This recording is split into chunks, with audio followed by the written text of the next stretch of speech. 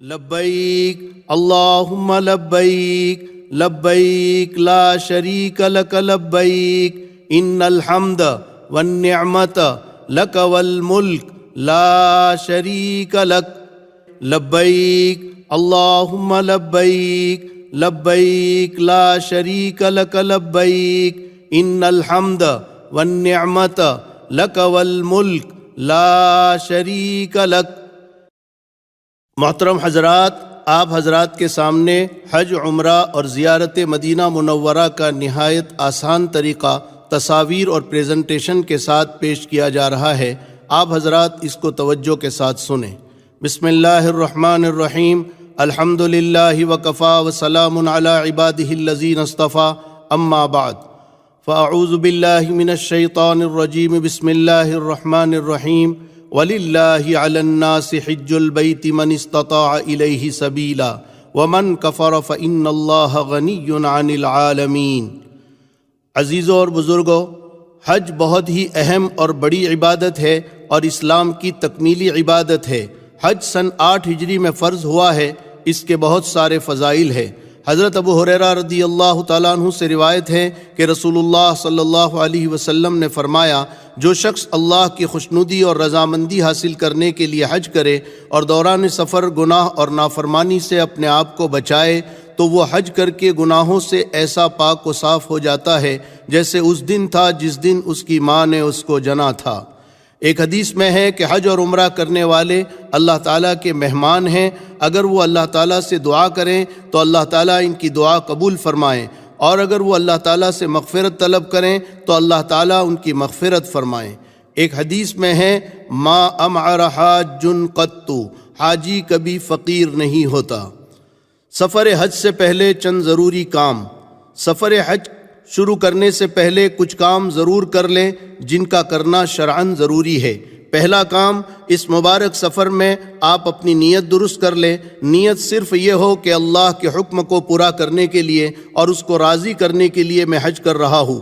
دنیا کی عزت، شہرت، نام و نمود، دکھاوا، کوئی تجارتی فائدہ یا دنیا کی کوئی غرض بالکل نہ ہو، ورنہ اتنا بڑا عمل اور اتنی بڑی قربانی ضائع اور برباد ہو جائے گی، کیونکہ جس عمل میں نیت فاسد ہوتی ہے وہ عمل اللہ کے نزدیک مردود ہو جاتا ہے۔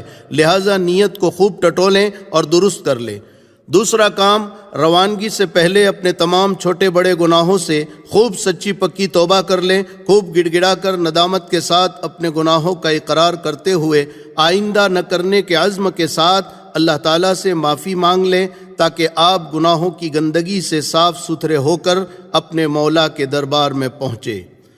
تیسرا کام، اللہ کے جن بندوں کے حقوق آپ کے ذمے ہیں، جن کی کبھی کوئی حق تلفی ہوئی ہو، ستایا ہو، جن کا کبھی دل دکھایا ہو، جن کا اپنے اوپر کوئی مالی حق باقی رہ گیا ہو یا کسی کا قرض اپنے ذمے ہو، ان تمام سے مل کر معاملات صاف کر لیں، خوب معافی تلافی کر لیں، اور جن کا کسی طرح کا کوئی حق نکل رہا ہے ان کو ادا کر دیں، اور جن امور سے متعلق وصیت کرنی ہو ان کے متعلق وصیت نامہ لکھ دیں۔ ان تمام امور کو پورے اہتمام کے ساتھ کریں، اس میں کوئی شرم و عار نہ کریں، تاکہ حج آپ کے لیے دنیا اور آخرت میں کامیابی اور صالح زندگی کا ذریعہ بنے۔ حجاج کرام سے گزارش ہے کہ سفر حج سے پہلے جہاں آپ حج کا طریقہ اور اس کے ارکان سیکھ رہے ہوں، وہیں جنازے کی نماز بھی پوری سیکھ لیں، کیونکہ حرم میں تقریباً ہر نماز کے بعد جنازے کی نماز ہوتی ہے اور اس کی بڑی فضیلت ہے۔ دوسری بات، حرم کے اطراف میں بنی ہوئی تمام بلڈنگوں اور ہوٹلوں میں عام طور پر انگریزی بیت الخلاء بنے ہیں، اور اب نئی تعمیرات میں سبھی انگریزی بناتے ہیں، انڈین بیت الخلاء نہیں بناتے ہیں۔ لہٰذا اس کے استعمال کا طریقہ بھی سمجھ لیں تاکہ پاکی اور صفائی کا آپ خیال رکھ سکیں۔ حج کے فرائض۔ حج کی تفصیلات سے پہلے یہ بات اچھی طرح سمجھ لیں، حج میں 3 فرض ہے۔ نمبر 1، احرام باندھنا۔ احرام نیت اور لبیک سے شروع ہوگا۔ نمبر 2، وقوف عرفہ یعنی عرفات میں ٹھہرنا۔ نمبر 3، طواف زیارت۔ حج میں 6 واجب ہے۔ نمبر 1، وقوف مزدلفہ یعنی مزدلفہ میں ٹھہرنا۔ نمبر 2، جمرات کی رمی۔ نمبر 3، قربانی۔ نمبر 4، حلق یا قصر یعنی سر کے بال منڈوانا یا کتروانا۔ نمبر 5 صفا مروہ کی سعی۔ نمبر 6 طواف وداع۔ حج کی 3 قسمیں۔ اسی طرح یہ بات بھی آپ اچھی طرح سمجھ لیں کہ حج 3 طرح کا ہوتا ہے۔ نمبر 1 حج افراد، نمبر 2 حج قران، نمبر 3 حج تمتع۔ نمبر 1 حج افراد اس حج کو کہتے ہیں جس میں میقات سے صرف حج کی نیت سے احرام باندھا جاتا ہے اور مکہ مکرمہ پہنچ کر حج کے ختم پر وہ احرام اتر جاتا ہے۔ نمبر 2 حج قران اس حج کو کہتے ہیں جس میں میقات سے حج اور عمرے کا ایک ساتھ احرام باندھا جاتا ہے اور حاجی اسی احرام کے ساتھ عمرہ کرتا ہے اور اسی احرام کے ساتھ حج کرتا ہے اور حج کے ختم پر وہ احرام اترتا ہے۔ نمبر 3 حج تمتع۔ تمتع اس حج کو کہتے ہیں جس میں میقات سے حاجی صرف عمرے کی نیت کر کے احرام باندھتا ہے، مکہ مکرمہ جا کر عمرہ کر کے وہ احرام اتار دیتا ہے، پھر 8 ذی الحجہ کو حج کے لیے احرام باندھ کر حج کرتا ہے۔ یہ طریقہ تینوں میں سب سے آسان ہے اور اس میں پابندیاں کم ہوتی ہے، اس لیے عوام کو اسی کا مشورہ دیا جاتا ہے۔ یاد رکھیں حج کی ان تینوں قسموں میں فرق ہے۔ پہلا فرق یہ ہے کہ افراد میں صرف حج کی نیت ہوتی ہے اور قران میں حج عمرے کی ایک ساتھ نیت ہوتی ہے اور تمتع میں صرف عمرے کی نیت ہوتی ہے۔ دوسرا فرق یہ ہے کہ افراد اور قران میں احرام شروع سے حج کے ختم تک باقی رہتا ہے اور تمتع میں عمرہ کر کے احرام کھل جاتا ہے، پھر حاجی اپنے کپڑوں میں رہتا ہے اور 8 ذی الحجہ کو حج کا احرام باندھتا ہے۔ تیسرا فرق یہ ہے کہ قران اور تمتع میں حج کی قربانی واجب ہے جبکہ افراد میں حج کی قربانی واجب نہیں بلکہ مستحب ہے۔ تینوں قسموں میں افضل کیا ہے؟ احناف کے نزدیک قران افضل ہے، پھر تمتع کا درجہ ہے، پھر افراد کا درجہ ہے۔ آپ حضرات فضیلت کے ساتھ سہولت کو سامنے رکھتے ہوئے ان میں سے کسی ایک حج کی نیت کریں۔ بہتر یہ ہے کہ اگر آپ 8 ذی الحجہ سے کچھ پہلے مکہ مکرمہ پہنچتے ہیں یا پہلے مدینہ منورہ جا کر پھر 8 ذی الحجہ کے قریب مکہ مکرمہ پہنچتے ہیں تو آپ قران کا احرام باندھیں، اس لیے کہ آپ کو زیادہ دن احرام کی پابندیوں میں نہیں رہنا ہوگا۔ اور اگر آپ 8 ذی الحجہ سے 15-20 دن پہلے مکہ مکرمہ پہنچتے ہیں تو پھر بہتر یہ ہے کہ آپ تمتع کا احرام باندھیں تاکہ آپ پر زیادہ دنوں تک احرام کی پابندیاں نہ لگے۔ گھر سے روانگی۔ اب آپ اپنے گھر سے روانہ ہو رہے ہیں، وہ مبارک گھڑی آ گئی جس کا بہت دنوں سے آپ کو انتظار تھا۔ روانگی سے پہلے ہو سکے تو 2 رکعت نفل نماز پڑھ لیں۔ نماز کے بعد سفر میں سہولت و عافیت کی، گناہوں سے بچنے کی اور حج کی قبولیت کی دعا کر لیں۔ نکلنے سے پہلے اپنا پورا سامان منظم کر لیں، ضروریت کا سامان لے لیں، جو چیزیں ممنوع ہیں وہ بالکل نہ لیں تاکہ کسٹم وغیرہ میں پریشانی نہ ہو۔ اپنے سامان کو اچھی طرح پیک کر کے بیگ پر بڑے حروف میں پورا پتہ ایڈریس لکھیں، ملک کا نام بھی ضرور لکھیں اور اپنے بیگ پر ایسی کوئی علامت ضرور رکھیں کہ دیکھتے ہی آپ اپنے سامان کو پہچان لیں۔ گھر سے یہ دعا پڑھ کر نکلیں، بسم اللہ توکلت علی اللہ لا حول ولا قوت الا باللہ۔ دعا یاد نہ ہو تو صرف بسم اللہ الرحمن الرحیم پڑھ کر گھر سے نکلیں۔ سواری کا پہلے سے نظم رکھیں، فلائٹ کے وقت سے 3-4 گھنٹے پہلے ہی ایئرپورٹ پر پہنچ جائیں۔ احرام کا طریقہ اور ترتیب۔ حج اور عمرے میں سب سے پہلا عمل احرام ہے۔ احرام کسے کہتے ہیں؟ احرام حقیقت میں حج یا عمرے کی نیت کر کے جو پابندیوں والی حالت شروع ہوتی ہے اس حالت کا نام ہے۔ ان 2 چادروں کا نام احرام نہیں ہے، لیکن چونکہ احرام میں مردوں کے لیے سلے ہوئے کپڑے پہننا منع ہے، حاجی ان 2 چادروں میں ہی رہتا ہے، اس لیے لوگ ان 2 چادروں کو بھی احرام کہہ دیتے ہیں، مگر حقیقت میں ان کا نام احرام نہیں ہے۔ لہٰذا اگر یہ چادریں گندی ہو جائیں، ناپاک ہو جائیں یا میلی ہو جائیں یا کسی اور وجہ سے حاجی اگر احرام کی چادریں بدلنا چاہے تو بدل سکتا ہے، بار بار بھی بدل سکتا ہے، البتہ پابندیوں والی حالت برابر باقی رہے گی۔ یہاں یہ بات اچھی طرح سمجھ لیں کہ احرام میں نیچے کی چادر جو لنگی کی طرح باندھی جاتی ہے وہ اگر بغیر سلی ہوئی ہو تو زیادہ بہتر ہے، لیکن اگر کوئی ضعیف ہے یا بوڑھا ہے یا موٹا ہے یا اس کو لنگی باندھنے کی عادت نہیں ہے اور سطر کھلنے کا ڈر رہتا ہے تو اس کو سلائی کر کے لنگی کی طرح بنا کر بھی پہن سکتے ہیں، اور جو بغیر سلی ہوئی ریڈی میڈ گول ہوتی ہے وہ بھی پہن سکتے ہیں۔ یہ اتنا بھاری مسئلہ نہیں ہے، لوگوں نے اس کو بہت بھاری بنا دیا ہے، بلکہ حرام کے قریب پہنچا دیا ہے۔ ایسا نہیں ہے، سلائی کر کے پہن سکتے ہیں۔ خوب سمجھ لیں، احرام میں سلائی جو منع ہے وہ سلائی ہے جو بدن کی فٹنگ پر ہو، جیسے کرتا، شلوار، قمیص وغیرہ۔ احرام باندھنے سے پہلے حجامت بنوا لیں، زیر ناف لبیں اور ناخن تراش کر فارغ ہو جائیں۔ احرام سے پہلے غسل کرنا سنت ہے، نہ ہو سکے تو وضو ہی کر لیں۔ مردوں کا احرام۔ مردوں کے لیے احرام میں بغیر سلی ہوئی 2 چادریں ہوتی ہیں۔ ایک چادر کو تہبند یعنی لنگی کی طرح باندھ لیں اور دوسری چادر اوڑھ لیں۔ یہ احرام بند گیا، مگر یاد رکھیں ابھی احرام شروع نہیں ہوا۔ احرام نیت کر کے لبیک پڑھ لینے کے بعد شروع ہوگا۔ احرام باندھنے کے بعد اوپر کی چادر سے سر ڈھانک کر احرام کی 2 رکعت نفل پڑھ لیں۔ اگر مکروہ وقت نہ ہو اور ٹوپی پہن کر بھی آپ پڑھ سکتے ہیں، کیونکہ ابھی احرام شروع نہیں ہوا۔ بہتر یہ ہے کہ احرام کی چادریں گھر پر باندھیں اور نفل بھی گھر پر ہی پڑھ لیں۔ نیت ابھی نہ کریں، ہوائی جہاز میں بیٹھنے کے بعد جب آپ فضا میں پرواز کر لیں اس وقت نیت کریں، مگر فضا میں پرواز کرتے ہی فوراً نیت کر لیں، پھر دیر نہ کریں۔ اگرچہ ہوائی جہاز میں میقات آنے سے کچھ دیر پہلے کپتان کی طرف سے یہ اعلان ضرور ہوتا ہے کہ اب آپ اپنی میقات سے گزرنے والے ہیں، مگر آپ اس کا انتظار نہ کریں، کہیں ایسا نہ ہو کہ نیند آ جائے اور آپ میقات سے بغیر احرام کے گزر جائیں۔ اگر اس طرح آپ میقات سے بغیر احرام کے گزر گئے تو آپ پر دم لازم ہو جائے گا، یعنی حرم میں پہنچ کر ایک بھیڑ یا بکرے کی قربانی کرنی پڑے گی، لہٰذا پرواز ہونے کے بعد نیت کرنے میں دیر نہ کریں۔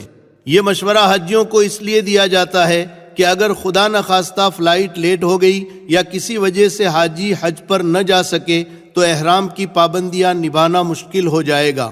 وہ اب اپنا احرام اس وقت تک نہیں اتار سکے گا جب تک وہ حرم شریف میں ایک جانور کی قربانی نہ کروائے۔ اس لیے بہتر یہ ہے کہ فلائٹ اڑنے کے بعد نیت کریں۔ جو حجاج کرام یہاں سے سیدھے مدینہ منورہ جا رہے ہیں وہ یہاں سے احرام نہ باندھے، وہ مدینہ منورہ سے جب مکہ معظمہ کے لیے روانہ ہوں گے تو مدینے والوں کی میقات ذوالحلیفہ سے احرام باندھیں گے۔ عورتوں کا احرام۔ یاد رکھیں، عورت کا احرام صرف اس کے چہرے کا کھلا رکھنا ہے۔ عورت اپنے سلے ہوئے کپڑوں میں رہے گی، موزے، دستانے اور زیورات بھی پہن سکتی ہیں، البتہ چہرہ کھلا رکھنا ضروری ہے، یعنی پیشانی سے لے کر ٹھوڑی تک چہرہ کھلا رکھے گی، لیکن پردہ بھی ضروری ہے، لہٰذا سر پر کیپ نما نقاب ڈالے جس سے پردہ بھی ہو جائے اور کپڑا بھی چہرے پر نہ لگے۔ ایسا نقاب بازار میں مل جاتا ہے۔ عورت کے لیے سر ڈھانکنا ضروری ہے، اس لیے بہتر یہ ہے کہ سر پر چھوٹا رومال باندھ لے تاکہ سر اور بال نہ کھلے، لیکن یاد رکھیں یہ احرام کا حصہ نہیں ہے، اس لیے وضو میں سر پر باندھے ہوئے اس کپڑے کو کھول کر مسح کرنا ضروری ہے۔ بہت سی مستورات اس کو احرام کا حصہ سمجھتی ہیں، اس لیے وہ اسی کپڑے پر مسح کر لیتی ہیں، اس طرح مسح نہیں ہوتا ہے۔ احرام باندھتے وقت اگر عورت ناپاکی کی حالت میں ہو تو اسی حالت میں احرام باندھے اور 2 رکعت احرام کی نہ پڑھے۔ پھر مکہ مکرمہ پہنچنے کے بعد جب تک پاک نہ ہو مسجد حرام میں نہ جائیں، جب پاک ہو جائے تو غسل کر کے مسجد میں جائیں، طواف اور سعی کر کے عمرہ پورا کر لیں۔ اور اگر ابھی تو پیریڈ نہیں آیا ہے، بعد میں شروع ہوگا اور عورت کو معلوم ہے کہ مکہ جانے کے بعد دن بہت کم ہے، وہ حج تک پاک نہیں ہو سکے گی، تو وہ یہاں سے حج افراد کا احرام باندھے، حج تمتع نہ کریں۔ بچے کا احرام۔ بہت سارے لوگ چھوٹے بچوں کو بھی حج میں لے جاتے ہیں، تو نابالغ بچہ اگر ہوشیار اور سمجھدار ہے تو وہ خود اپنا احرام باندھے گا اور تمام ارکان و اعمال بالغ کی طرح ادا کرے گا، اور اگر وہ بچہ ناسمجھ اور چھوٹا ہے تو اس کا سرپرست اس کی طرف سے احرام باندھے اور تمام ارکان میں اپنے ساتھ بچے کی بھی نیت کر لیں۔ نابالغ بچوں کے حج کا ثواب ان کے سرپرستوں کو ملے گا۔ حج میں نیت کیسے کریں؟ آپ کا حج تمتع ہے تو چونکہ آپ کو مکہ جا کر پہلے عمرہ کرنا ہے، اس لیے یہ احرام آپ کا عمرے کا ہے۔ تو آپ نیت یوں کریں، عربی میں کہے یا اردو میں یا اپنی زبان میں، اللہم انی ارید العمرۃ فیسرھا لی وتقبلھا منی، اے اللہ میں عمرے کی نیت کرتا ہوں، تو آسان فرما، قبول فرما۔ جن کا حج افراد ہے وہ اس طرح نیت کریں، اللہم انی ارید الحج فیسرہ لی وتقبلہ منی، اے اللہ میں حج کی نیت کرتا ہوں، تو آسان فرما اور قبول فرما۔ اور جن کا حج قران ہے وہ عمرہ اور حج کی ایک ساتھ اس طرح نیت کریں، اللہم انی ارید العمرۃ والحج فیسرہما لی وتقبلہما منی، اے اللہ میں حج اور عمرے کی ایک ساتھ نیت کرتا ہوں، تو قبول فرما، آسان فرما۔ آپ کا حج چونکہ تمتع ہے تو آپ تمتع والی نیت کریں، اے اللہ میں عمرے کی نیت کرتا ہوں، تو آسان فرما، قبول فرما۔ نیت دل کے ارادے کا نام ہے، زبان سے بھی کہہ دیں تو بہتر ہے۔ نیت کرتے ہی مرد ذرا بلند آواز سے اور عورتیں آہستہ آواز سے لبیک پڑھیں، لبیک اللہم لبیک لبیک لا شریک لک لبیک ان الحمد والنعمت لک والملک لا شریک لک۔ اس دعا کو تلبیہ کہتے ہیں۔ یہ حج اور عمرے کی خاص دعا ہے، اس کو بار بار اور ہر موقع پر پڑھنا ہے، گویا حج میں افضل ذکر یہی ہے۔ یاد رکھیں، نیت کے بعد لبیک پڑھے بغیر آپ کی نیت مکمل نہیں ہوگی۔ یہ لبیک کیا ہے؟ یہ حضرت ابراہیم علیہ السلام کی پکار کا جواب ہے۔ حضرت ابراہیم علیہ السلام نے اللہ تعالیٰ کے حکم سے اللہ کے بندوں کو پکارا تھا کہ آؤ اللہ کے در پر حاضری دو، اور جو بندے حج اور عمرے میں تلبیہ پڑھتے ہیں تو گویا وہ یوں کہتے ہیں، اے اللہ تو نے اپنے بندے حضرت ابراہیم علیہ السلام سے آواز لگوا کر ہمیں بلایا تھا، لہٰذا ہم حاضر ہے تیرے سامنے حاضر ہے۔ اس استحضار کے ساتھ حاجی جب لبیک پڑھے گا تو اس کی آنکھیں نم ہوگی، آنکھوں میں آنسو آئیں گے۔ احرام کی پابندیاں۔ جب آپ نے احرام باندھ کر نیت کر لی اور لبیک پڑھ لی تو اب آپ پر احرام کی پابندیاں لگ گئی۔ نمبر 1، اب آپ سر اور چہرہ نہیں ڈھانک سکتے، بلکہ ہر وقت کھلا رہے گا۔ سوتے وقت بھی سر اور چہرہ نہیں ڈھانک سکتے، اور عورت صرف چہرہ نہ ڈھانکے، یعنی اس پر کپڑا نہ لگائے۔ عورت کے لیے سر کو چھپانا ضروری ہے۔ نمبر 2، اب آپ خوشبو نہیں لگا سکتے، نہ سونگھ سکتے ہیں، لیکن بغیر ارادے کی خوشبو سونگھ لی تو کوئی حرج نہیں۔ یہ حکم مرد اور عورت دونوں کے لیے ہے۔ خوشبو سے متعلق 2-4 باتیں اور سمجھ لیں۔ احرام کی حالت میں ٹوتھ پیسٹ نہیں کر سکتے، خوشبو والے صابن سے ہاتھ وغیرہ نہیں دھو سکتے، اسی طرح کچی لونگ، الائچی وغیرہ نہیں کھا سکتے، البتہ کھانے میں پکی ہوئی ہے تو کوئی حرج نہیں۔ اسی طرح ایسا کھانا جس میں بہت خوشبو مہک رہی ہو وہ بھی نہیں کھا سکتے۔ نمبر 3، اب آپ اپنے چہرے، سر یا بدن کے کسی حصے کا بال نہیں توڑ سکتے، اسی طرح ناخن نہیں کاٹ سکتے۔ یہ حکم بھی مرد اور عورت دونوں کے لیے ہے۔ نمبر 4، اب آپ سلا ہوا کپڑا نہیں پہن سکتے، جیسے کرتا، پاجامہ، کوٹ، بنیان، پتلون، انڈرویئر وغیرہ۔ یہ حکم صرف مردوں کے لیے ہے۔ نمبر 5، اب آپ نہ بیوی سے صحبت کر سکتے ہیں، نہ میاں بیوی کے تعلقات والی باتیں کر سکتے ہیں۔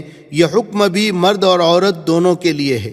نمبر 6، اسی طرح اب آپ ایسا جوتا نہیں پہن سکتے جو پاؤں کی ابھری ہوئی ہڈی کو ڈھانپ دے۔ جوتا، بوٹ نہ پہنے، سلیپر یا اس جیسی چپل پہنے۔ یہ حکم صرف مردوں کے لیے ہے۔ نمبر 7، اب آپ حرم کی گھاس، پودا یا درخت کی ٹہنی نہیں توڑ سکتے۔ یہ حکم مرد اور عورت دونوں کے لیے ہے، چاہے احرام میں ہوں یا نہ ہوں۔ نمبر 8، اب آپ حرم میں کسی بھی جانور کا شکار نہیں کر سکتے اور نہ ہی شکار کی طرف اشارہ کر سکتے ہیں۔ یہ حکم مرد اور عورت دونوں کے لیے ہے، چاہے احرام میں ہو یا نہ ہو۔ یہاں تک کہ اپنے بدن یا سر کی جو بھی نہیں مار سکتے۔ 3 سے کم جو اگر کوئی مارے گا تو اس کو چاہیے کہ تھوڑا بہت صدقہ کر دے، اور 3 سے زائد مارے گا تو اس پر 1 صدقہ فطر لازم ہوگا۔ بہرحال یہ 8 پابندیاں مردوں کے لیے ہوئی اور 6 پابندیاں عورتوں کے لیے۔ ان پابندیوں کے خلاف کرنے میں بعض صورتوں میں دم اور بعض صورتوں میں صدقہ فطر اور بعض صورتوں میں تھوڑا بہت صدقہ واجب ہوتا ہے۔ لیکن یاد رکھیں غلطیاں ہوتی رہتی ہے، عورتوں سے بھی اور مردوں سے بھی۔ عورتوں کے چہرے پر کپڑا تھوڑا بہت لگ ہی جاتا ہے، لہٰذا کچھ نہ کچھ صدقہ دوران سفر کرتے رہیں۔ ایک اہم بات، آپ بہت عظمت والی جگہ جا رہے ہیں جہاں لاکھوں حاجی ہوں گے، سفر بھی لمبا ہے، تو آپ پہلے سے ہی تیار ہو جائیں کہ اس سفر میں جو بھی مشقت یا تکلیف پہنچے گی اس پر صبر و تحمل سے کام لیں گے، غصہ اور لڑائی جھگڑا نہیں کریں گے۔ یہ بہت بری بات ہے۔ اپنے دل کو سمجھا لیں کہ اللہ کے گھر کا سفر ہے اور یہ سب اللہ کے گھر کے مہمان ہیں۔ پھر علماء نے لکھا ہے کہ حاجی احرام کی حالت میں جس طرح رہتا ہے اس کی وہ کیفیت موت تک باقی رہتی ہے، لہٰذا لڑائی جھگڑے اور ہر گناہ سے اپنے آپ کو بچاتے رہیں اور احرام کی حالت میں اپنے آپ کو سنتوں کا پابند بنائیں تاکہ موت تک ہماری یہ کیفیت باقی رہے۔ اب آپ جدہ اتریں گے۔ حج اور عمرے کا پہلا کام یعنی احرام آپ نے باندھ دیا۔ اب آپ کو مکہ مکرمہ پہنچنے تک کوئی خاص کام نہیں کرنا ہے، بس احرام کی پابندیوں کو اچھی طرح نبھانا ہے اور لبیک بہت کثرت سے پڑھتے رہنا ہے۔ حدیث شریف میں ہے کہ وہ حج بہت اچھا اور قبولیت سے قریب ہوتا ہے جس میں لبیک زیادہ پڑھی گئی ہو۔ لبیک اللہم لبیک لبیک لا شریک لک لبیک ان الحمد والنعمت لک والملک لا شریک لک۔ یہ سفر تقریباً 5 گھنٹے کا ہے۔ اس کے بعد آپ جدہ اتریں گے۔ سب سے پہلے آپ کو ایئرپورٹ کے ایک ہال میں بٹھایا جائے گا، وہاں آپ اپنی نماز اور ضروریات سے فارغ ہو جائیں۔ اس ہال میں زیادہ وقت بھی لگ سکتا ہے۔ یہاں آپ کو امیگریشن کے لیے لائن لگانی پڑے گی۔ اس کے بعد آپ کا سامان آپ کے بیلٹ سے لینا ہوگا۔ اپنا سامان لے کر پاسپورٹ اور کسٹم وغیرہ کی کارروائی مکمل کرا لیں، پھر باہر نکلیں۔ جیسے ہی آپ باہر نکلیں گے تو ایک بڑی ٹرالی میں آپ کا سامان بھر دیا جائے گا۔ آپ اس ٹرالی کا نمبر ضرور یاد رکھیں۔ ہال سے نکلنے کے بعد آپ کو اپنے پاسپورٹ پر بس کا کوپن لگوانا ہے۔ اس کے لیے وہاں ٹینٹ نما آفس بنے ہوتے ہیں جس کے کاؤنٹر پر آپ اپنے پاسپورٹ پر بس کا کوپن لگوائیں۔ اس کے بعد آپ اپنے ملک کے سفارت خانے کے پاس جائیں جہاں آپ کے ملک کے بہت سارے جھنڈے لگے ہوں گے، وہاں آپ کا سامان ٹرالی میں رکھا ہوگا۔ اسی جگہ سے منتظمین حضرات آپ کو بس میں بٹھا دیں گے۔ ایئرپورٹ پر ذرا ہوشیار رہ کر کسی جاننے والے سے پوچھ تاچھ کر ساری کارروائی مکمل کروا لیں۔ اطمینان سے کریں، جلد بازی بالکل نہ کریں۔ لہذا مذکورہ تمام کام کرنے کے لیے ذہنی طور پر اپنے آپ کو تیار رکھیں۔ معمولات میں لگے رہیں۔ بڑی مقدس جگہ آپ جا رہے ہیں، وہاں کے کارکن اور کام کرنے والوں پر بالکل غصہ نہ کریں، نہ کسی طرح طیش میں آئیں، بلکہ اپنے آپ کو قابو میں رکھیں۔ مکہ معظمہ کی طرف روانگی۔ اب آپ جدہ سے مکہ کی طرف روانہ ہو رہے ہیں۔ بس میں لبیک خوب کثرت سے پڑھتے رہیں۔ اب آپ کے دل کی عجیب کیفیت ہوگی اور ہونی بھی چاہیے کہ اب آپ اللہ کے گھر کے قریب پہنچ چکے ہیں۔ بڑی اونچی جگہ جا رہے ہیں۔ یہ سفر تقریباً 1.5-2 گھنٹے کا ہے۔ حرم کی حد۔ مکہ مکرمہ آنے سے تقریباً 20 کلومیٹر پہلے وہ حدیبیہ والی جگہ ہے جہاں کفار مکہ نے آپ صلی اللہ علیہ وسلم کو عمرہ کرنے سے روک دیا تھا اور آپ نے صحابہ کرام سے موت پر بیعت لی تھی، جس کو بیعت رضوان کہتے ہیں، جس کا ذکر قرآن کریم میں ہے۔ لقد رضی اللہ عن المؤمنین اذ یبایعونک تحت الشجرہ۔ اس سے لگ کر نئی سڑک بنی ہوئی ہے۔ آج کل بسیں اور گاڑیاں اسی سڑک سے گزرتی ہیں۔ اس پر حرم کی حد بتانے کے لیے رحل نما گیٹ بنا ہوا ہے، تصویر میں آپ دیکھ رہے ہیں۔ یہاں سے جب آپ داخل ہوں تو آپ حرم کی حد میں داخل ہو گئے۔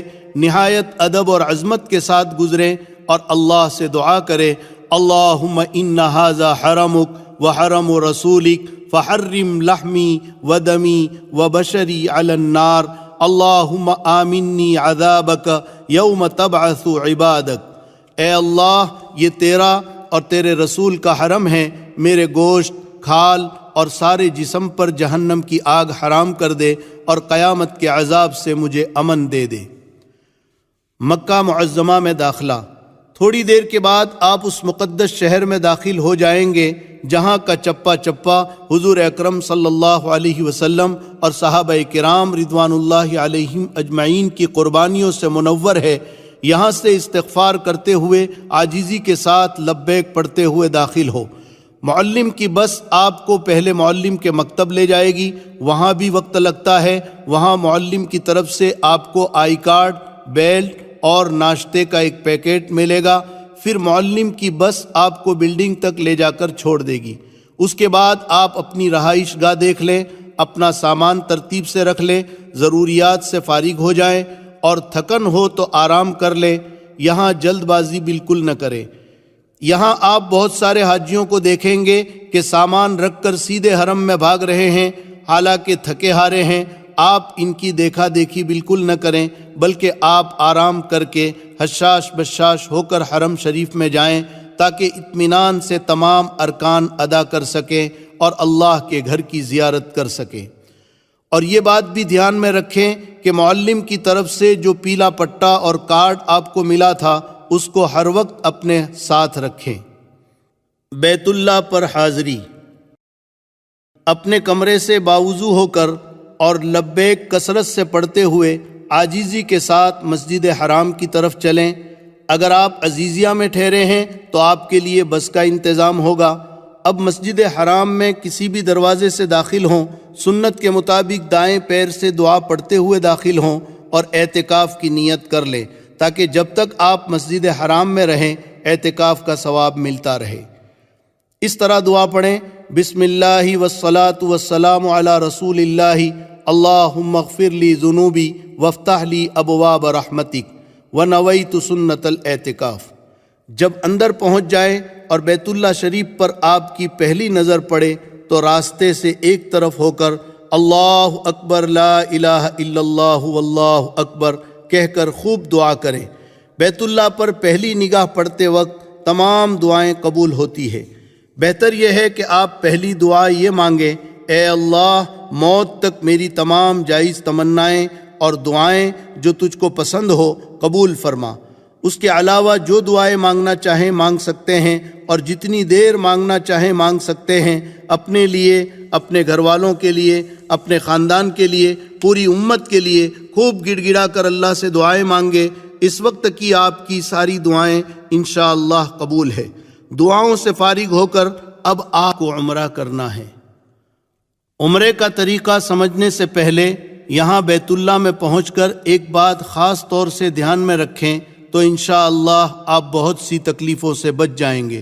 بزرگوں، یہاں ہجوم اور بھیڑ بہت زیادہ ہوتی ہے۔ اس کی وجہ سے بعض مرتبہ ساتھی ایک دوسرے سے بچھڑ جاتے ہیں اور بعد میں بڑی پریشانی ہوتی ہے۔ لہٰذا پہلے ہی تمام ساتھی مل کر کوئی خاص نشانی، کوئی گیٹ وغیرہ علامت طے کر لیں کہ طواف کے دوران اگر کوئی ساتھی ایک دوسرے سے بچھڑ گئے تو سب یہاں آ کر اکٹھا ہو جائیں۔ خصوصاً جب آپ کے ساتھ مستورات ہو تو اس کا خیال رکھنا بہت ضروری ہے تاکہ بعد میں پریشانی نہ ہو۔ اب آپ کو عمرہ کرنا ہے۔ عمرے کا طریقہ اور ترتیب۔ عمرہ بہت ہی آسان ہے۔ عمرے میں آپ کو صرف 4 کام کرنے ہیں، اس کو ذہن میں بٹھا لیں۔ نمبر 1، نیت اور لبیک پڑھ کر احرام باندھنا۔ یہ کام تو آپ نے پہلے ہی کر لیا ہے۔ نمبر 2، بیت اللہ کا طواف کرنا رمل اور استباء کے ساتھ۔ طواف کہتے ہیں بیت اللہ کے آس پاس 7 چکر لگانے کو۔ رمل کہتے ہیں کاندھے ہلاتے ہوئے قریب قریب قدم رکھ کر ذرا اکڑ کر چلنے کو، جیسے پہلوان اکھاڑے میں چلتا ہے۔ رمل طواف کے پہلے 3 چکروں میں ہوتا ہے۔ استباء کہتے ہیں احرام کی چادر دائیں بغل سے نکال کر بائیں کندھے پر ڈالنا اور دایاں کندھا کھلا چھوڑ دینا۔ استباء طواف کے 7 چکروں میں ہوتا ہے۔ یاد رکھیں، رمل اور استباء صرف اس طواف میں ہوتا ہے جس کے بعد سعی کرنی ہے۔ کوئی نفلی طواف کر رہا ہے تو اس میں رمل اور استباء نہیں ہوگا۔ رمل صرف پہلے 3 چکر میں مسنون ہے۔ اگر کوئی پہلے 3 چکروں میں رمل کرنا بھول گیا تو بعد کے چکروں میں رمل نہ کرے، اس لیے کہ پہلے 3 چکروں میں جیسے رمل کرنا سنت ہے، بعد کے چکروں میں رمل نہ کرنا سنت ہے۔ طواف کے 7 چکر پورے کرنے کے بعد استباء ختم کر دیں، دایاں کاندھا ڈھانک دیں۔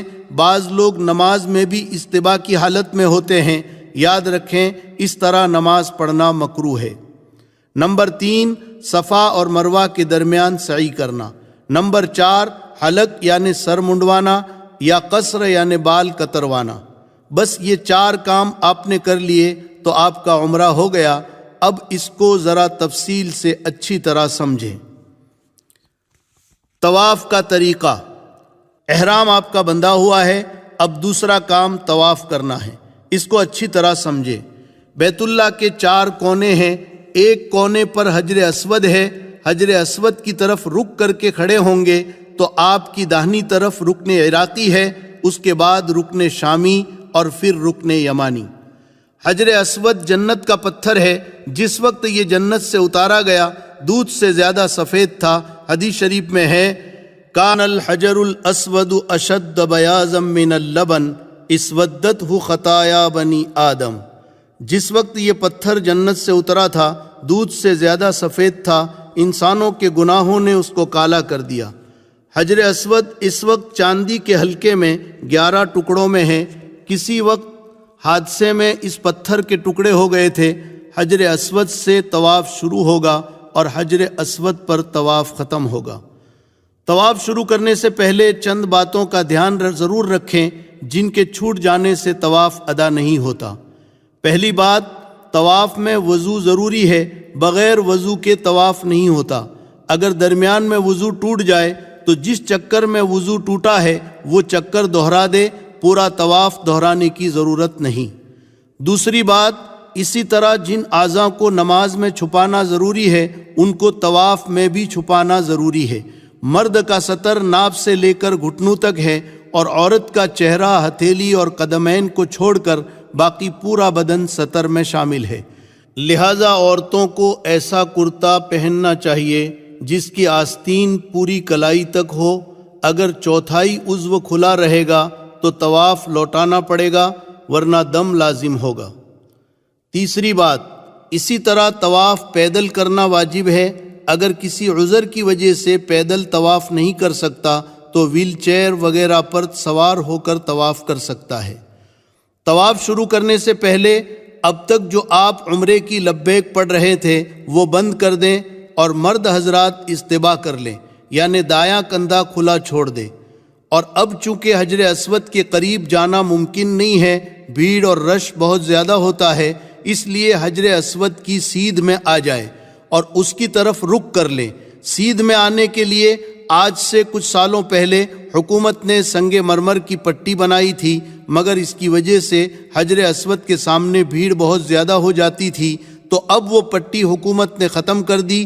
اب حجر اسود کی سیدھ میں آنے کے لیے اس کے سامنے کے برآمدے میں ہری لائٹ لگائی ہے، اس سے آپ اندازہ کر لیں حجر اسود کی طرف جب آپ رخ کریں گے تو اس ہری لائٹ کی طرف آپ کی پیٹھ ہوگی تو آپ سیدھ میں ہو جائیں گے۔ پھر آپ عمرے کے طواف کی نیت کریں، اے اللہ میں طواف کرتا ہوں، تو آسان فرما، قبول فرما۔ نیت کرنے کے بعد فوراً بسم اللہ اللہ اکبر کہہ کر اپنے دونوں ہاتھ کانوں تک اٹھائیں، جس طرح نماز میں اٹھائے جاتے ہیں، اور عورتیں اپنے دونوں ہاتھ کندھوں تک اٹھائیں اور فوراً اس کو چھوڑ دیں۔ اس عمل کو استقبال کعبہ کہتے ہیں۔ یہ ہر طواف کے شروع میں ایک بار کیا جاتا ہے۔ پھر دوسری مرتبہ بسم اللہ اللہ اکبر کہہ کر اپنے دونوں ہاتھوں کو کندھوں تک اٹھا کر اس طرح نقل کریں جیسے پتھر پر رکھ رہے ہیں، پھر ہاتھوں کو بوسہ دیں، اس کو استلام کہتے ہیں۔ ہاتھوں کو بوسہ دے کر طواف شروع کریں۔ دوران طواف چہرہ، سینہ اور پیٹھ کعبے کی طرف نہیں ہونی چاہیے۔ دوران طواف جان بوجھ کر بیت اللہ کو دیکھنا مکروہ تحریمی ہے۔ ہاں، طواف کا چکر پورا کر کے جب حجر اسود کا استلام کریں گے، بوسہ دیں گے، تو بیت اللہ کی طرف منہ کر کے بسم اللہ اللہ اکبر کہہ کر ہاتھ کندھے تک اٹھا کر پتھر پر مارنے کی نقل کر کے ہاتھوں کو بوسہ دیں گے۔ یہ ایک چکر اور 2 بوسے ہوئے، اس طرح آپ 7 چکر پورے کریں گے تو 8 بوسے ہوں گے اور یہ ایک طواف پورا ہو گیا۔ طواف کے دوران کوئی مخصوص دعائیں نہیں ہیں جن کو پڑھنا ضروری ہو، جو دعائیں چاہے پڑھ سکتے ہیں۔ اگر کوئی دعا یاد نہ ہو تو سبحان اللہ، الحمدللہ، اللہ اکبر پڑھتے رہیں، تیسرا کلمہ پڑھیں یا اپنی زبان میں دعا مانگے۔ ہاں، رکن یمانی سے حجر اسود تک یہ دعا مسنون ہے، یاد ہو تو ضرور پڑھیں۔ ربنا آتنا فی الدنیا حسنہ وفی الآخرۃ حسنہ وقنا عذاب النار وادخلنا الجنۃ مع الابرار یا عزیز یا غفار۔ طواف کے دوران ضرورت کی بات کر سکتے ہیں، البتہ بلا ضرورت بات کرنے سے بچیں، خصوصاً موبائل پر فضول باتیں بالکل نہ کریں۔ اپنی اور حرم شریف کی کسی طرح کی بھی تصویر لے کر گناہ کا ارتکاب نہ کریں اور دل کے خشوع اور کیفیت کو ختم نہ کریں۔ مسئلے مسائل آپ طواف کے دوران پوچھ سکتے ہیں۔ طواف کے دوران آپ دیکھیں گے کہ بہت سارے لوگ رکن یمانی کو بھی بوسہ دیتے ہیں اور دور سے چھوتے ہیں۔ اس میں آپ مسئلہ اچھی طرح سمجھ لیں۔ جب آپ رکن یمانی پر پہنچے اور بھیڑ نہ ہو اور قریب پہنچے تو اس کو دونوں ہاتھ یا صرف دائیں ہاتھ سے چھو لینا سنت ہے۔ اس کو بوسہ نہ دے، بوسہ دینا سنت نہیں ہے، صرف ہاتھ لگانا سنت ہے، وہ بھی قریب سے۔ اگر بھیڑ ہے اور قریب سے نہیں چھو سکتے تو دور سے بالکل نہ چھوئے، نہ اشارہ کریں۔ یہ بات بھی یاد رکھیں، حالت احرام میں چونکہ خوشبو لگانا، چھونا، سونگھنا سب منع ہے، اور بیت اللہ کے ہر حصے پر اور حتیم اور ملتزم اور رکن یمانی کے ہر حصے پر، مقام ابراہیم پر ہر جگہ عطر اور خوشبو بہت زیادہ لگی ہوتی ہے، اس لیے احرام کی حالت میں ان میں سے کسی جگہ پر ہاتھ نہ لگائیں۔ یہ بات بھی یاد رکھیں، طواف میں حتیم کا حصہ بھی شامل ہے۔ یہ دراصل بیت اللہ ہی کا حصہ ہے۔ جب قریش مکہ نے زمانہ اسلام سے پہلے، جس وقت حضور صلی اللہ علیہ وسلم کی عمر مبارک 35 سال کی تھی، خانہ کعبہ کی تعمیر کی تھی تو حلال پیسے کی کمی کی وجہ سے یہ حصہ چھوڑ دیا تھا۔ بعد میں امت کے لیے بہت بڑی یہ رحمت بن گئی۔ اب جو بیت اللہ کے اندر نماز پڑھنا چاہتا ہو وہ حتیم میں آ کر اگر نفل نماز پڑھ لے تو گویا اس نے بیت اللہ کے اندر ہی نماز پڑھی۔ آپ حضرات کو بھی وہاں قیام کے زمانے میں موقع ملے تو ضرور وہاں نماز پڑھیں۔ بہرحال طواف کے 7 چکر جب پورے ہو جائیں گے تو اس کے بعد آپ کو 2 رکعت نماز پڑھنی ہے۔ طواف کے بعد 2 رکعت واجب الطواف۔ طواف کے بعد آپ کو 2 رکعت نماز واجب الطواف پڑھنی ہے۔ یہ 2 رکعت ہر طواف کے بعد واجب ہے۔ مقام ابراہیم کے سامنے اگر سہولت سے جگہ مل جائے تو ٹھیک ہے، ورنہ جہاں جگہ ملے 2 رکعت نماز پڑھ لے۔ نماز کے وقت احرام میں جو اجتباء تھا وہ ختم کر دیں، یعنی داہنا کاندھا ڈھانک دے، نماز پڑھ کر اللہ سے دعا کرے۔ مقام ابراہیم خوبصورت سنہری جالی میں ایک پتھر ہے جس پر حضرت ابراہیم علیہ السلام کے دونوں قدموں کے نشانات ہیں، تصویر میں آپ دیکھ رہے ہیں۔ یہ وہ مبارک پتھر ہیں جس پر کھڑے ہو کر حضرت ابراہیم علیہ السلام نے بیت اللہ کی تعمیر کی تھی، اور وہ پتھر خود بخود ضرورت کے مطابق اونچا ہوتا جاتا تھا۔ یہ جنت کا پتھر ہے، سنہری جالی میں یہ مبارک پتھر، اور اس پر حضرت ابراہیم علیہ السلام کے قدموں کے نشانات آج تک موجود ہے۔ اس کے بعد سہولت ہو تو ملتزم پر آئیں۔ حجر اسود اور کعبہ کے دروازے کے بیچ میں 2.5 گز کے قریب بیت اللہ کی دیوار کا جو حصہ ہے اس کو ملتزم کہتے ہیں۔ یہ دعا کی قبولیت کی خاص جگہ ہے۔ اس سے حضور اکرم صلی اللہ علیہ وسلم اس طرح لپٹ کر اور اپنے گال اور رخسار رکھ کر دعا فرماتے تھے جس طرح بچہ اپنی ماں سے لپٹ جاتا ہے۔ مگر یاد رکھیں، اب ملتزم پر آنا بہت ہی مشکل ہے، اس لیے آپ یہ تکلیف نہ اٹھائیں اور نہ حجر اسود کے قریب جانے کی تکلیف اٹھائیں، کیونکہ اب یہاں جانا دوسروں کو تکلیف دینا ہے اور اپنے آپ کو خطرے میں ڈالنا ہے، اور یہ دونوں باتیں حرام ہیں۔ دور سے استلام کرنے سے بھی آپ کو یہ فضیلت حاصل ہو جائے گی۔ نماز سے فارغ ہونے کے بعد آپ زمزم پر آئیں۔ اب تو وہ کنواں نہیں ہے، ہر جگہ نل لگے ہوئے ہیں، ٹھنڈا اور سادہ ہر طرح کا زمزم ملتا ہے۔ بیت اللہ کی طرف منہ کر کے پیٹ بھر کر زمزم کا پانی یہ دعا پڑھتے ہوئے پئیں، اللہم انی اسألک علما نافعا ورزقا واسعا وشفاء من کل داء۔ زمزم وہ مبارک پانی ہے جو حضرت اسماعیل اور حضرت ہاجرہ علیہم السلام کی قربانی پر اللہ تعالیٰ نے امت کو دیا ہے۔ حدیث شریف میں ہے ماء زمزم لما شرب لہ، زمزم کے پانی میں اللہ نے یہ تاثیر اور خاصیت رکھی ہے کہ آدمی جس مقصد سے، جس ارادے سے اور جس نیت سے زمزم کا پانی پیتا ہے، اللہ تعالیٰ اس کی وہ مراد اور اس کا وہ مقصد پورا فرماتے ہیں۔ لہٰذا اس قیام کے زمانے میں جتنا ہو سکے خوب سیر ہو کر زمزم کا پانی پیتے رہیں۔ صفا مروہ کے درمیان سعی۔ عمرے میں 4 کام آپ کو کرنے تھے، پہلا احرام اور دوسرا طواف، یہ آپ کا ہو گیا۔ اب آپ کو تیسرا کام صفا مروہ کے درمیان سعی کرنی ہے۔ ہری لائٹ والے برآمدے میں کچھ قدم چل کر ایک پہاڑی ہے پیچھے کی طرف جس کا نام صفا ہے۔ اب اس کا تھوڑا سا نشان حکومت نے باقی رکھا ہے، وہاں سے کچھ فاصلے پر مروہ پہاڑی ہے۔ صفا اور مروہ کے درمیان 7 پھیرے لگانے کو سعی کہتے ہیں۔ سعی شروع کرنے سے پہلے آپ پھر حجر اسود کی طرف آئیں اور جیسے طواف میں آپ بوسے دے رہے تھے بالکل اسی طرح آپ دونوں ہاتھ اٹھا کر بسم اللہ اللہ اکبر کہہ کر ہتھیلیوں کو بوسا دے۔ یہ 9واں بوسا ہے، یہ سنت ہے۔ اس کے بعد صفا پہاڑی پر آئیں اور نیت کر لیں، اور نیت اس طرح کریں، اے اللہ میں عمرے کی سعی کرتا ہوں، تو آسان فرما، قبول فرما۔ پھر بیت اللہ کی طرف رک کر کے دونوں ہاتھ اٹھا کر تھوڑی دیر دعا کریں، یہ دعا کی قبولیت کی جگہ ہے۔ پھر نیچے اتر کر مروہ کی طرف چلیں، مروہ پہنچ کر وہاں بھی بیت اللہ کی طرف رک کر کے تھوڑی دیر دعا کریں، یہ بھی دعا کی قبولیت کی جگہ ہے۔ ایک پھیرا آپ کا پورا ہوا۔ پھر صفا پر آئیں تو 2 پھیرے ہوئے، اس طرح آپ کا 7واں چکر مروہ پر پورا ہوگا۔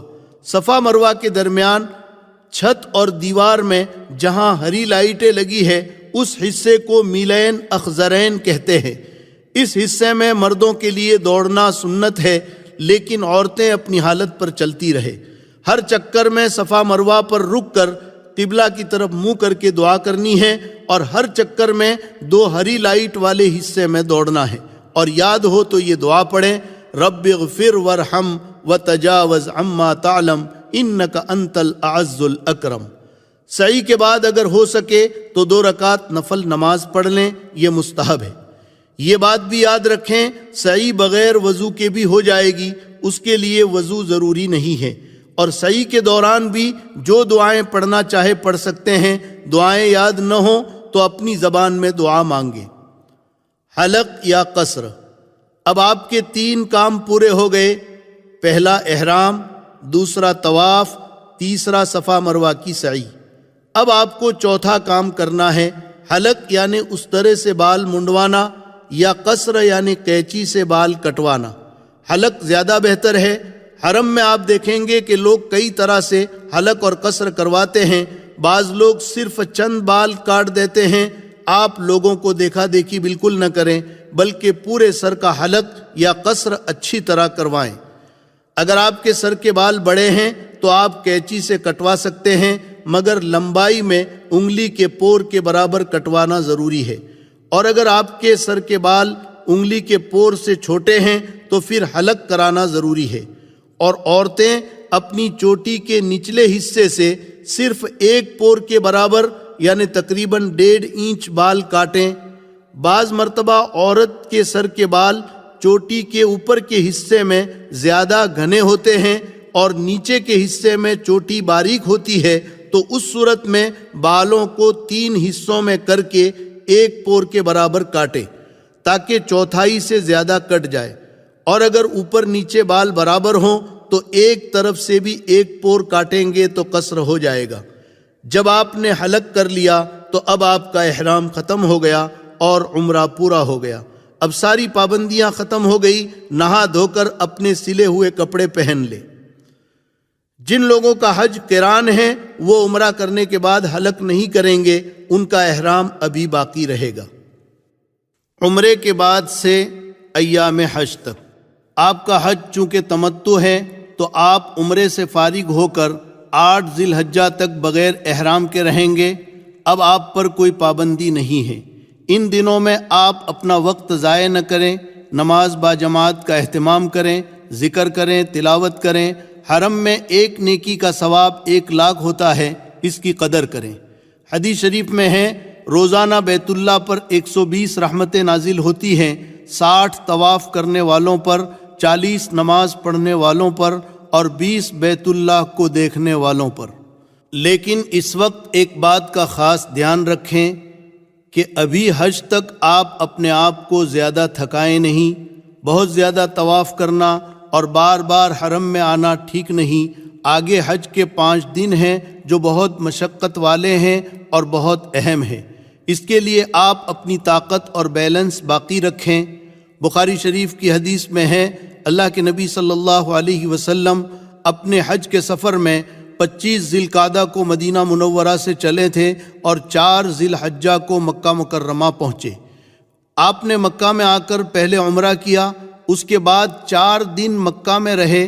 8 ذی الحجہ کو حج کے لیے مینا روانہ ہوئے، مگر عمرے کے طواف کے بعد بخاری شریف میں ہے وَلَمْ يَطُفْ بِهَا بَعْدَ طَوَافِهِ الْأَوَّلِ کہ حضور پاک صلی اللہ علیہ وسلم نے عمرے کے طواف کے بعد کوئی طواف حج تک آپ نے نہیں کیا۔ 8 تاریخ کو آپ سیدھے مینا چلے گئے۔ یہ آپ نے امت کے لیے کیا تھا تاکہ میری امت پریشان نہ ہو جائے اور اس کو ضروری نہ سمجھ لیں۔ لہٰذا آپ ان دنوں میں حج آنے تک اپنے آپ کو تھکائے نہیں بلکہ اپنی طاقت اور بیلنس باقی رکھیں۔ پھر حج کے بعد جتنے چاہیں آپ طواف اور عمرے کرتے رہیں۔ ابھی تو سکون کے ساتھ حج کے سیکھنے کی فکر کریں، اللہ سے دعائیں کرتے رہیں، وقت ضائع نہ کریں۔ اللہ کی ذات بڑی عطا کرنے والی ہے۔ منت سے سماجت سے مانگو، منت سے سماجت سے مانگو، در کریم سے سائل کو کیا نہیں ملتا۔ مکہ مکرمہ میں بائیں لگ کر بھی کوئی عورت نہ کھڑی ہو۔ اگر آپ سے اگلی صف میں یا دائیں بائیں لگ کر کوئی عورت کھڑی ہو جائے تو آپ آگے بڑھ جائیں۔ البتہ مسجد نبوی میں عورتوں کا بالکل الگ انتظام ہے۔ مسجد حرام میں طواف کی وجہ سے الگ انتظام حکومت کے لیے مشکل ہے۔ یاد رکھیں عمرے میں 4 کام کرنے ہیں، ان میں 2 فرض اور 2 واجب۔ الحمدللہ یہ چاروں کام آپ نے کر لیے، اب آپ کا عمرہ پورا ہو گیا۔